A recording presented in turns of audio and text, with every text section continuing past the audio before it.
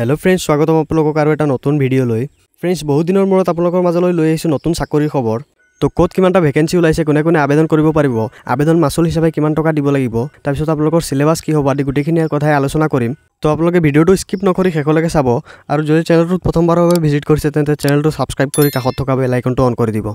তো প্ৰথমটো ভ্যাকেন্সি আহিছে আপোনালোকৰ এসএসসি এমটিএছৰ ফালৰ পৰা এমটিএছ অৰ্থাৎ মাল্টিটাস্কিং ষ্টাফ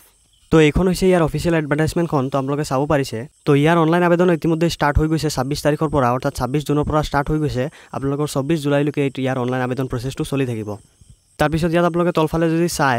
তো ইয়াত আপোনালোকৰ টোটেল 1075টা পোষ্ট ওলাইছে তো এইটো পোষ্টত আপোনালোকৰ আবেদন কৰাৰ বাবে আপোনালোকে মেট্ৰিক পাছ কৰিব লাগিব আপোনালোকে মেট্ৰিক পাছ কৰিলে এইটো পোষ্টত আবেদন কৰিব পাৰিব তো এতিয়া আমি জানি লও যে ইয়াৰ সিলেকশন প্ৰচেছটো কি হ'ব তো ইয়াত আপোনালোকৰ দুটা সেশনত আপোনালোকৰ এক্সাম হ'ব প্ৰতিটো সেশনত আপোনালোকৰ 45 মিনিটস কৈ টাইম দিয়া হ'ব ফাৰ্স্ট সেশনত আপোনালোকৰ দুটাকৈ সাবজেক্ট থাকিব সেকেন্ড সেশনতো আপোনালোকৰ দুটাকৈ সাবজেক্ট থাকিব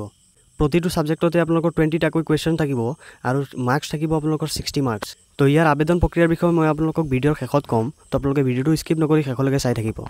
তাৰ পিছৰ ভ্যাকেন্সিটো আহিছে আপোনালোকৰ এসএসসি সিএইচএসএল ৰ ফালৰ পৰা সিএইচএসএল অৰ্থাৎ combine higher secondary level examination বুলি যাক কোৱা হয় তো ইয়াত আপোনালোকৰ টোটেল 3131টা পদ আপোনালোকৰ মুকলি হৈছে ইয়াত আপোনালোকে চাব পাৰিছে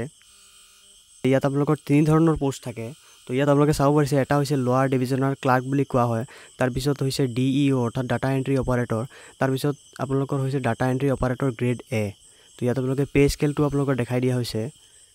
তো এইকেইটা পোষ্টৰ অনলাইন আবেদন ইতিমধ্যে স্টাৰ্ট হৈ গৈছে এইকেইটা পোষ্টৰ অনলাইন আবেদন আপোনালোকৰ জুন মাহৰ 23 তাৰিখত আৰম্ভ হৈছে আৰু শেষ হ'ব আপোনালোকৰ জুলাই মাহৰ 18 তাৰিখত তো আপোনালোকে যিমান সোনকালে পাৰে আপোনালোকে আবেদনটো কৰি ল'ব তো ইয়াত আপোনালোকৰ সিলেকশন প্ৰচেছটো আপোনালোকৰ দুটা স্টেপত হ'ব তো এই দুটা স্টেপৰ ভিতৰতে আপোনালোকৰ স্কিল টেষ্ট আৰু কম্পিউটাৰ বেস টেষ্ট যেটো আছে হেতু আপোনালোকৰ জড়িত হৈ আছে অৰ্থাৎ টাইপিং টেষ্ট তো ইয়াত আপোনালোকৰ টায়াৰ 1ত আপোনালোকৰ 4টা সাবজেক্ট থাকিব ইংলিশ ল্যাঙ্গুৱেজ তাৰ পিছত জেনাৰেল ইন্টেলিজেন্স তাৰ পিছত কোৱান্টিটেটিভ এপ্টিটিউড তাৰ পিছত আপোনালোকৰ জেনাৰেল এৱাৰনেছ প্ৰতিটো সাবজেক্টতে আপোনালোকৰ 25টা কৈ কোৱেশ্চন থাকিব আৰু মাৰ্কস থাকিব আপোনালোকৰ 50 মাৰ্কস আপোনালোকৰ হাতত সময় থাকিব 60 মিনিট তাৰ পিছত টায়াৰ 2ত আপোনালোকৰ ম্যাথমেটিক্স এবিলিটি তাৰ পিছত ৰিজনিং এণ্ড জেনাৰেল ইন্টেলিজেন্স তাৰ পিছত আপোনালোকৰ ইংলিশ ল্যাঙ্গুৱেজ এণ্ড কম্প্ৰিহেনশন তাৰ পিছত জেনাৰেল এৱাৰনেছ তাৰ পিছত আপোনালোকৰ কম্পিউটাৰ নলেজ টেষ্ট আৰু তাৰ পিছত আপোনালোকৰ স্কিল টেষ্ট অৰ্থাৎ টাইপিং টেষ্ট তো ইয়াৰ সিলেবাসখন বহুত বহল তো আপোনালোকে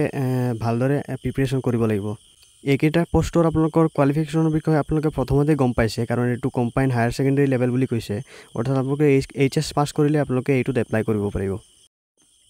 তাৰ পিছত যেটো পোষ্ট ওলাইছে হেতু হৈছে আপোনালোকৰ কম্বাইন গ্ৰেজুৱেট লেভেল এক্সামিনেশন অৰ্থাৎ যাক সিজিএল বুলি কোৱা হয় তো ইয়াত আপোনালোকৰ ভালে সংখ্যক ভ্যাকেন্সি ওলাইছে আৰু ইয়াৰ অনলাইন আবেদন প্ৰক্ৰিয়াও ইতিমধ্যে শেষ হ'বলৈ গৈ আছে অৰ্থাৎ জুলাইৰ 4 তাৰিখত আপোনালোকৰ এপ্লিকেশন প্ৰচেছটো ক্লোজ হৈ যাব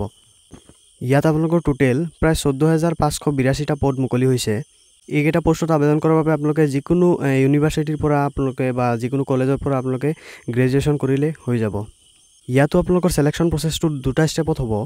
প্ৰথমত আপোনালোকৰ 4টা সাবজেক্ট থাকিব 25টা কৈ কোৱেশ্চন থাকিব আপোনালোকৰ মাৰ্কস থাকিব 50 মাৰ্কস কৈ আপোনালোকৰ হাতত সময় থাকিব 1 ঘণ্টা তাৰ পিছত টায়াৰ 2 টো আপোনালোকৰ সাবজেক্ট 4টা থাকিব তাৰ পিছত আপোনালোকৰ কম্পিউটাৰ নলেজ টেষ্ট থাকিব তাৰ পিছত আপোনালোকৰ ডাটা এন্ট্ৰি টেষ্ট থাকিব স্পিড টেষ্ট যাক বুলি কোৱা হয় তো ইয়াৰো সিলেবাসখন যথেষ্ট বহল তো আপোনালোকে ভালদৰে প্ৰিপাৰেচন কৰিব লাগিব তো এতিয়া কথা পাতো আমি এপ্লিকেশন ফিছৰ বিষয়ে তো মই উল্লেখ কৰা তিনিও ধৰণৰ পোষ্টত আপোনালোকে ৰিজাৰ্ভ ক্যাটেগৰী আৰু ফিমেল ক্যান্ডিডেটে কোনো ধৰণৰ এপ্লিকেশন ফিছ দিব নালাগে বাকি সকলে 100 रुपीस এপ্লিকেশন ফিছ দিব লাগিব তো এতিয়া কথা পাতো যে এইকেইটা পোষ্টত আপোনালোকে আবেদন কেনেদৰে কৰিব তো আবেদন কৰাৰ বাবে আপোনালোকে আপোনালোকৰ মোবাইলত এটা এপ্লিকেশন ডাউনলোড কৰি ল'ব যাৰ নাম হৈছে মাই এসএসসি এপটো ডাউনলোড কৰাৰ পিছত আপোনালোকে ওপেন কৰিব আৰু তাত আপোনালোকে ৰেজিষ্ট্ৰেচন প্ৰচেছটো কমপ্লিট কৰি তাত ধুনিয়াকৈ আপোনালোকে এপ্লাই কৰিব পাৰিব তো फ्रेंड्स এইখিনি আছিল আজিৰ ভিডিওটোত তো যদি ভিডিওটো ভাল লাগিছে তেন্তে ভিডিওটো এটা লাইক কৰি দিব আৰু আগলৈ এনে ধৰণৰ জব আপডেটবোৰ পাই থাকিবলৈ চেনেলটো সাবস্ক্ৰাইব কৰি ৰাখিব